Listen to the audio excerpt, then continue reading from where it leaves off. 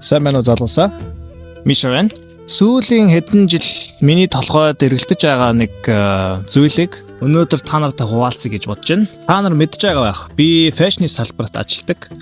Гэхдээ нэг зүйл намайг үргэлж бодогдуулдаг байсан.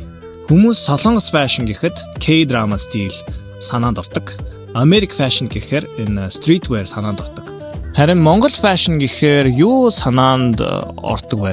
Магадгүй дээл. Гэхдээ ихэнхдээ зөвхөн онцгой өдрүүдэд дээл өмсдөг. Дээлний хэ, угалц, бэлгэдэл, түүх энэ бүхнийг дэлхийд өөр өнцгөөс харуулахыг би үргэлж хүсдэг байсан.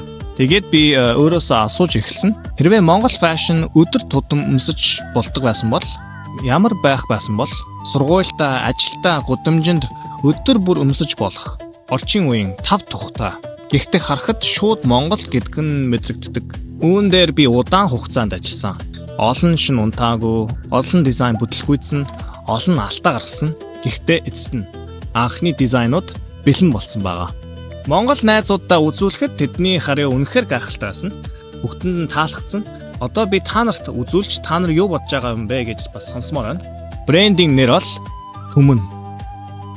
Тэгээ яагаад ийм нэртэй болсон бэ гэдгийг би дараагийн видеог та нарт үзүүлэх болно. Тэгээд энэ 7 дугаар сард наадам зориулж анхны дропо зөвхөн Монголд зүүн тоогоор гаргахаа шийдсэн. Би өөрөө Монголд очиж биечлэн дроп хийх болно. Үннийг хэлэхэд энэ бол масс үйлдвэрлэлийн төсөл биш. Энэ бол миний хувийн төсөл. Тийм болохоор олон ширхэг хийх боломжгүй. Анхны дроп маш хязгаарлагдмал байх болно. Зөвхөн waitlist энд бүртгүүлсэн хүмүүс дропын өдөр промо код ашиглан бусдаас төрүүлж авах боломжтой болно. Хэрвээ та өөрчилсөн waitlist-д бүртгүүлэхийг хүсэж байвал зүгээр комент хэсэгт Түмэн гэж бичээрэй. Би бүртгүүлэх линкийг та нарт явуулнаа. За, энэ бол нэг зүгээр хүүдий биш. Энэ бол миний олон жил бодож бүтээхийг хүссэн зүйлийн эхлэл.